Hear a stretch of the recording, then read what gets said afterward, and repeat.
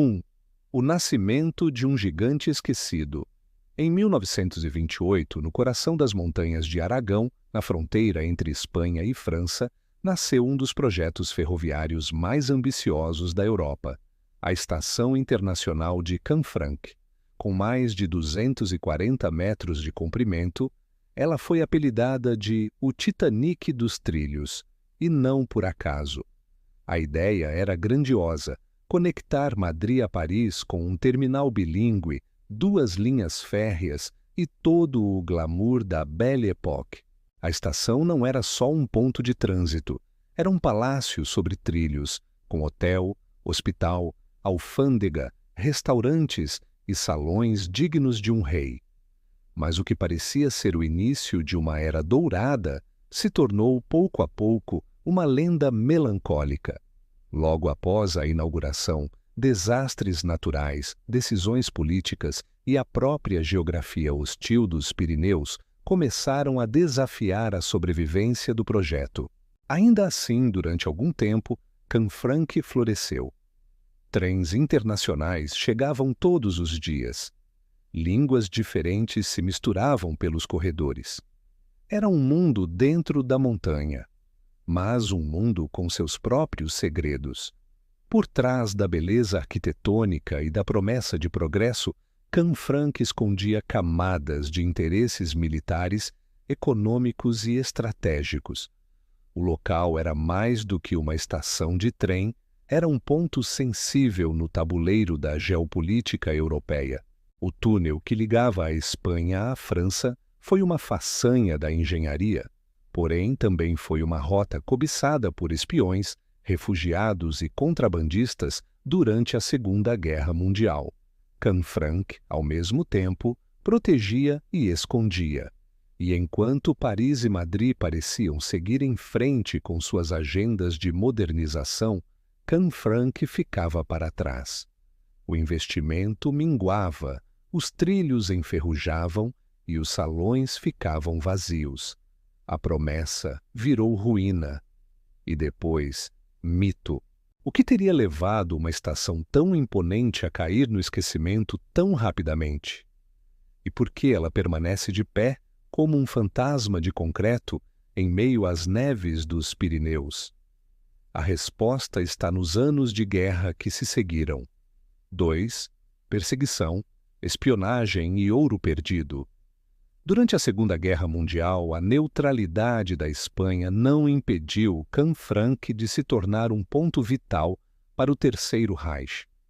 A estação foi usada para a troca secreta de mercadorias, inclusive ouro da guerra. Arquivos revelados décadas depois mostram que toneladas de ouro saíam da Alemanha e cruzavam por Canfranc a caminho da Espanha e de outros destinos ocultos. Em troca, recebiam tungstênio, um metal essencial para a fabricação de armas. Em meio a essas transações, passavam também refugiados, judeus e perseguidos políticos tentando escapar da Europa ocupada. Canfranc foi, ao mesmo tempo, rota de fuga e rota de colapso moral. A Gestapo chegou a instalar agentes na estação, monitorando movimentos e documentos. Os salões antes usados por viajantes elegantes agora serviam a um regime de controle, silêncio e medo. Espiões aliados também agiram na estação. Muitos se disfarçavam de viajantes ou trabalhadores ferroviários. A fronteira entre os trilhos e a guerra era cada vez mais tênue. Cada bagagem podia conter documentos, segredos ou vidas inteiras. Com o fim da guerra, muitos esperavam que Canfranc se tornasse símbolo de reconstrução. Mas o contrário aconteceu.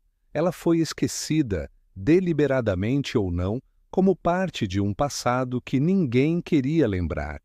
A França, em 1970, selou o destino da estação ao desativar o túnel ferroviário que conectava os dois países.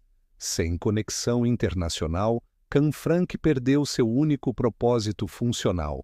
E ali, no meio do nada, ela morreu. Mas como toda estrutura impregnada de história, Canfranc se recusou a desaparecer. Restaram corredores vazios, relógios parados, trilhos silenciosos e rumores de que parte do ouro nunca foi recuperada. 3. Fantasmas, mistérios e o silêncio dos trilhos. O abandono da estação alimentou rumores e lendas. Visitantes juram ouvir passos quando não há ninguém, trens fantasmas atravessando a noite e vultos surgindo nos salões escuros da plataforma esquecida. Paranormais investigaram Canfranc. Relatos de vozes em diferentes línguas, instrumentos que disparam sozinhos e luzes que piscam sem fonte elétrica aumentam o ar de mistério em torno do local. Mas talvez o mais assustador não seja o que se ouve, mas o que se vê. Arquivos abandonados, telegramas cifrados, documentos com nomes de pessoas que nunca foram encontradas. Memórias físicas de histórias que ninguém contou oficialmente. Canfranc virou atração para aventureiros, fotógrafos e cineastas. Alguns tentam captar sua beleza. Outros tentam descobrir o que foi escondido ali, ou o que nunca saiu de lá. Entre os rumores mais estranhos está o de que parte da estrutura subterrânea da estação não foi mapeada.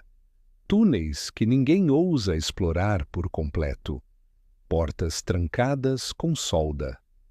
Por quê? Há quem diga que Canfranc ainda serve a propósitos secretos, que instalações subterrâneas seguem ativas, que não é só o tempo que protege aquela estação, mas algo maior. O fascínio é tanto que Canfranc virou tema de romances históricos, filmes e investigações independentes. O mistério virou sua principal função.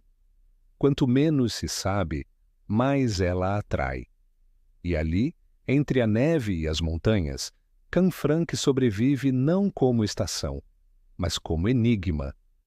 Um lugar onde o passado não foi esquecido, apenas trancado. 4. Restauração ou ressurreição. Nos últimos anos, um movimento de restauração começou a ganhar força. Governos locais e empresas privadas viram potencial turístico e cultural na estação abandonada e começaram a escavar não só os trilhos, mas as histórias enterradas. Em 2023, Canfranc reabriu parcialmente como hotel de luxo, mantendo sua arquitetura original. Os salões voltaram a ter vida, agora com turistas curiosos ao invés de espiões disfarçados, mas a transformação não agradou a todos. Muitos acreditam que o novo hotel silencia mais ainda os mistérios da estação, trocando história por estética e apagando memórias para agradar visitantes. A ferrovia internacional ainda não foi reativada, mas há planos de reconectar Espanha e França por ali. Se isso acontecer, Canfranc voltaria a ser ponte, não só entre países, mas entre tempos.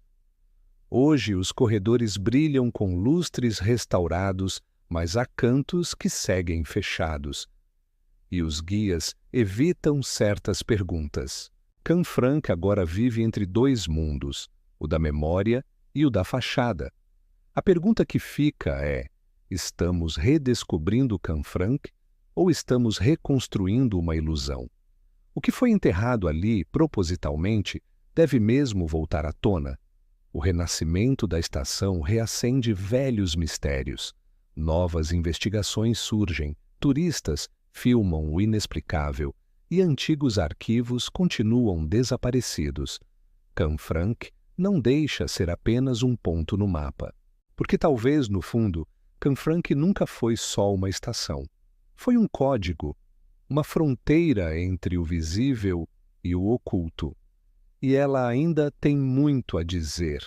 Se você souber ouvir, quer transformar seu tempo livre em lucro e sua curiosidade em carreira, se inscreve no canal agora e clique no link da descrição para descobrir a nova profissão que está mudando vidas com o marketing digital.